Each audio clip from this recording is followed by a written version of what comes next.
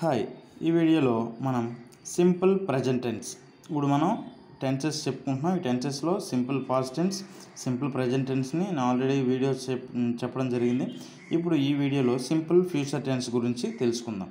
Simple future టెన్స్ని అసలు simple future tense యొక్క structure ఏంటి?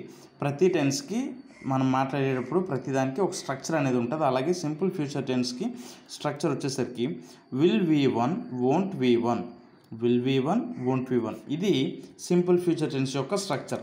ఇది ఏ టెన్స్ మాట్లాడడానికైనా స్ట్రక్చర్ అనేది కరెక్ట్గా మనకి తెలుసుంటే ఏ స్ట్రక్చర్ అయినా చాలా ఈజీగా మాట్లాడచ్చు.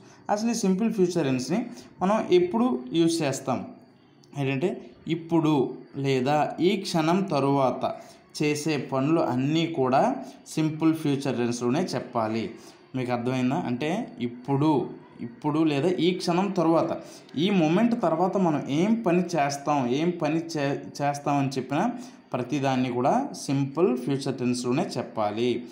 ఈ సింపుల్ ఫ్యూచర్ టెన్స్లో వచ్చేటప్పుడు కొన్ని కీవర్డ్స్ అనేవి చాలా ఉంటాయన్నమాట. అంటే సింపుల్ పాస్ట్ టెన్స్లో కూడా కీవర్డ్స్ ఉంటాయి, సింపుల్ ప్రజెంట్ టెన్స్లో కీవర్డ్స్ ఉంటాయి, అలాగే సింపుల్ ఫ్యూచర్ టెన్స్.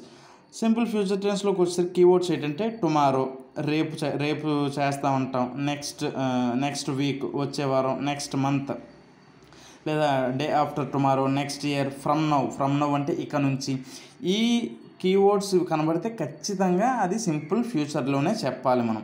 టుమారో అంటే రేపే కదా, నెక్స్ట్ వీక్ అంటే వచ్చే వారం, నెక్స్ట్ మంత్ అంటే వచ్చే నెల, నెక్స్ట్ ఇయర్ అంటే వచ్చే సంవత్సరం, డే ఆఫ్టర్ టుమారో ఎల్లుండి, ఫ్రమ్ నౌ అంటే ఇప్పుడు నుండి.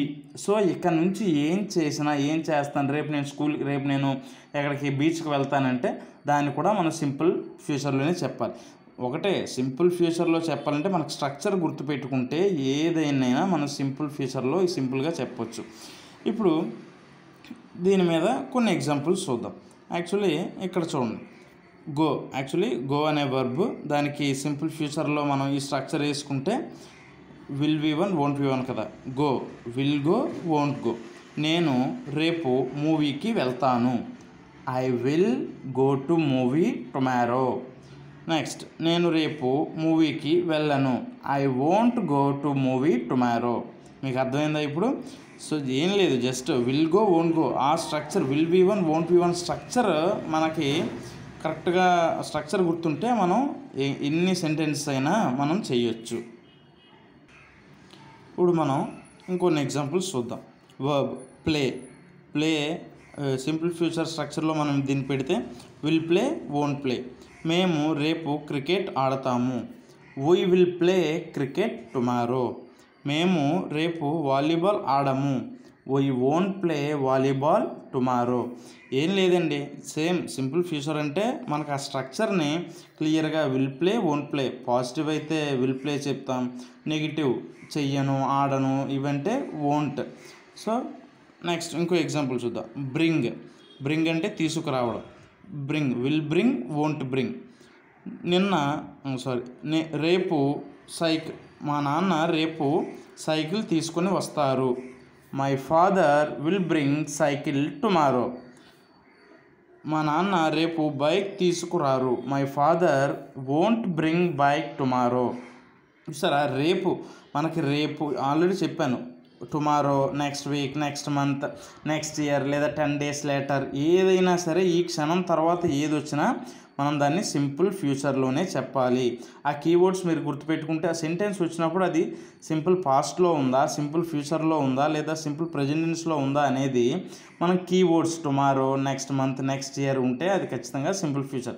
అదే లేదు yesterday, the day before yesterday, last year, last week అని ఉంటే సింపుల్ పాస్ట్. అలా మనం కొన్ని కీవర్డ్స్ ఉంటాయి, ఆ కీవర్డ్స్ బట్టి మనం అది ఏ టెన్స్ అనేది ఐడెంటిఫై చేయొచ్చు. నెక్స్ట్ ఇంకో ఎగ్జాంపుల్ చూద్దాం. బై దీనికి will V one, will buy, won't by.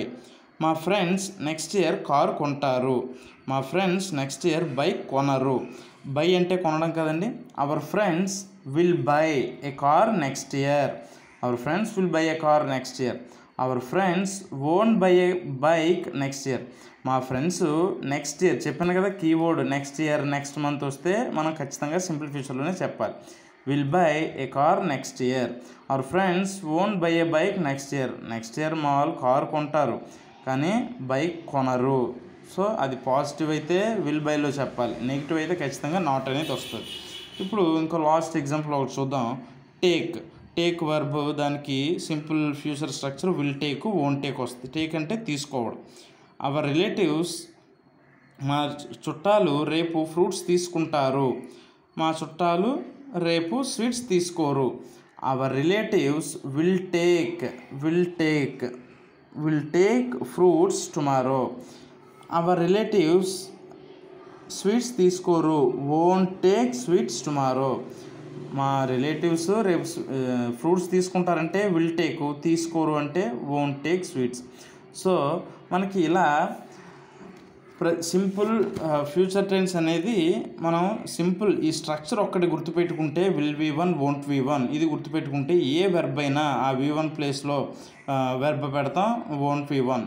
Will go, won't go, లేదా will bring, won't bring, will come, won't come, will take, won't take, next అలాగే విల్ డ్రింక్, వోంట్ డ్రింక్. అన్నీ ఇలా పెట్టుకుంటే మనం చాలా ఎన్ని ఎగ్జాంపుల్స్ కావాలంటే అన్ని వాక్యాలు మనమే సొంతంగా క్రియేట్ చేసుకొని మనం ఈజీగా సింపుల్ ఫ్యూచర్ టెన్స్ అనేది ప్రాక్టీస్ చేయొచ్చు. సో ఈ విధంగా మీరు ఇంకొన్ని ఎక్స్ట్రా కొన్ని వర్బ్స్ తీసుకొని మీరు ఇంకా ప్రాక్టీస్ చేయగలిగితే ఈ సింపుల్ ఫ్యూచర్ టెన్స్ అనేది మీరు ఈజీగా నేర్చుకోగలరు.